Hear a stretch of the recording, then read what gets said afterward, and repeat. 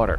So Shadow of the Tomb Raider has full 360-degree movement. In Rise of the Tomb Raider, you kind of paddled around the surface, and fans said, bring back swimming. We want to go underwater. That's a hallmark of the franchise. And we said, all right, be careful what you wish for, because we're going to give you underwater survival. You've got moray eels, you've got piranhas, you have to manage your oxygen. It's all very fast-paced. It's not meant to be a clunky, slow exploration. But the idea is that Lara is going into these unfamiliar territories. You have to make your way through very, very narrow crevasses, like down dark tunnels. You don't know what's waiting for you. You don't know if there's a treasure there, a challenge tomb, or you're just going to run out of oxygen. So we add that element of exploration. And in this case, if you have upgraded Lara's breath enough, she can make it all the way to this challenge tomb. Without that skill upgrade, you'd never be able to hold your breath long enough to find this challenge tomb. And she's got a sweet outfit too.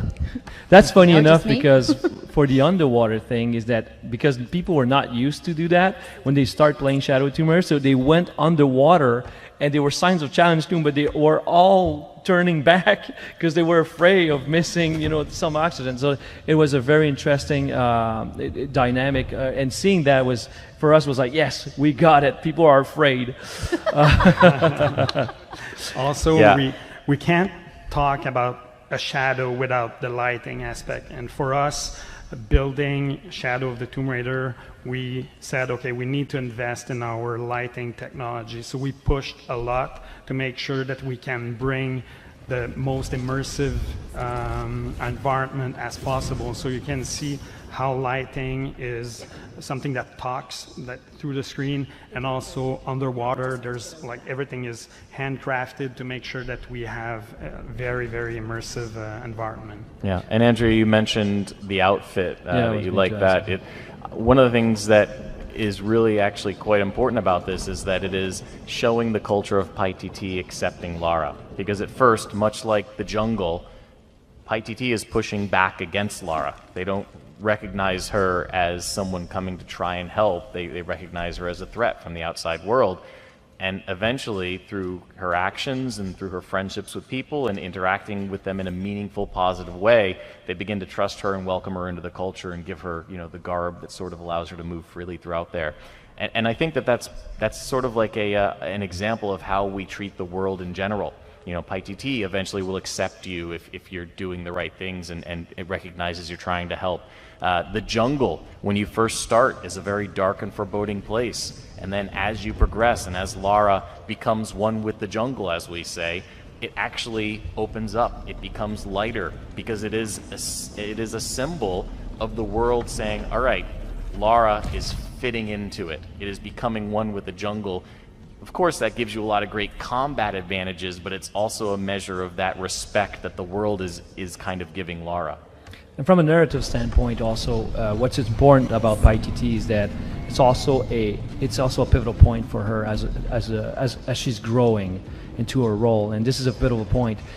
Her relationship with that city will actually change her, and you'll feel that as you're going to play the game, that there's emotional evolution for her when she goes there, because she's seeing how these people are living. They see how they're accepting her, because the dress that she wears right now, it's an Incan dress. It's part of the rebel group. She's a part of the rebel group helping against the cult of Kukulkan, of course. We like to do a joke about that because there's one of the video, the merchant is saying that. It's funny for us because we've been hearing it 10,000 times, but that's what it is exactly. So she's going against this cult, this tyrannical cult, and they helping each other. And that's what the thing about that is, that her relationship with this rebel, with these people, actually is transforming her and helps her from when you play the game the first hour, and then you go in there and you finish playing that part, especially the part that you're seeing, and later on you see that she's actually growing emotionally, and that's very rewarding for those who really care and love Lara. You see that, you see more a human side of her evolving. It's very rewarding. It is the gate to get to Paititi. This is one of the ideas that people from the community had, say, hey, a lot of these cool tombs actually are challenge tombs, and we would like to have tombs that are much more complex on the main path. And because we had the adaptive difficulty in mind, we knew that we could do that. So actually this tomb is on the main path, and it's protecting Paititi. It is hard, but it is cool. And it's epic because it's one of the few, you know, when you look at it, it's one of the few tombs that we have that are open air.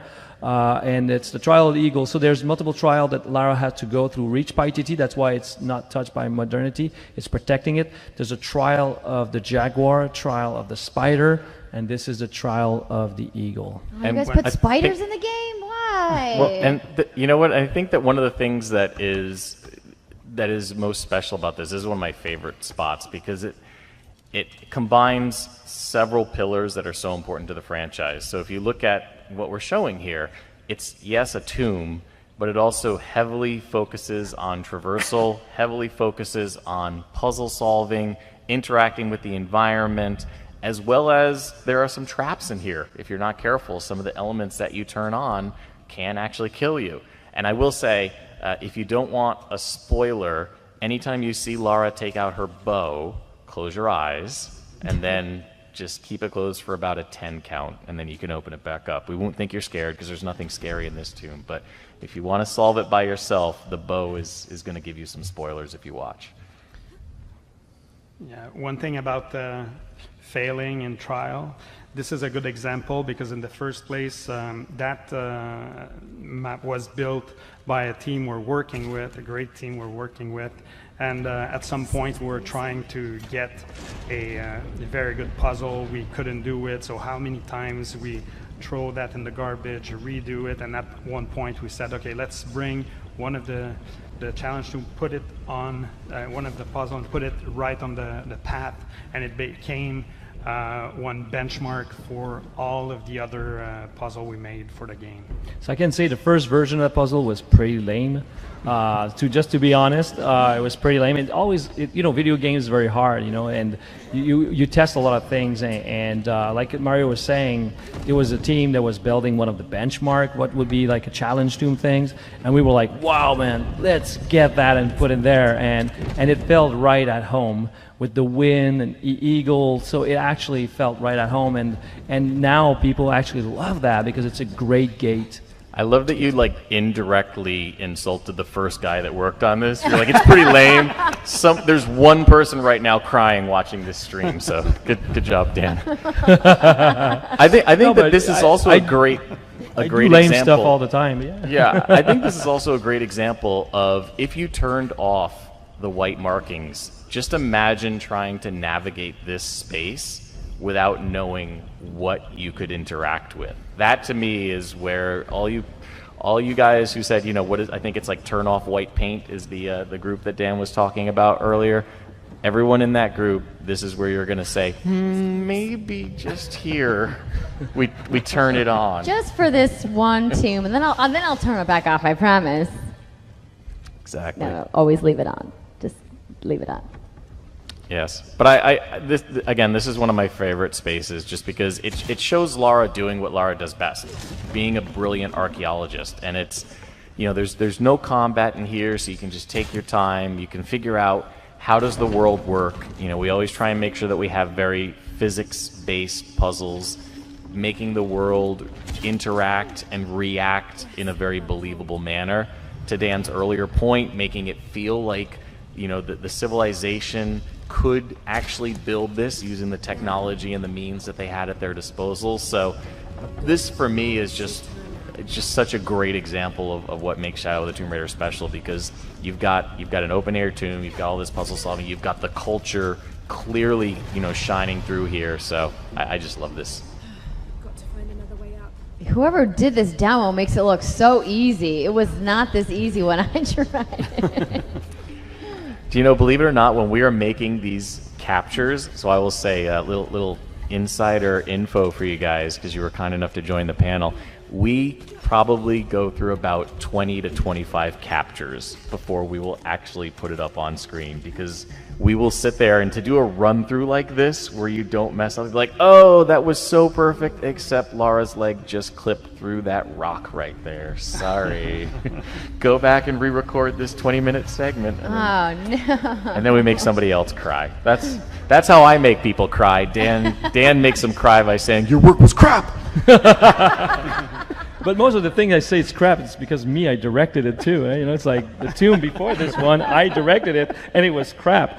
But that was you in the mirror talking to yourself. Your work is crap. You make that puzzle not lame. No, the real challenge to build puzzle like. What is that?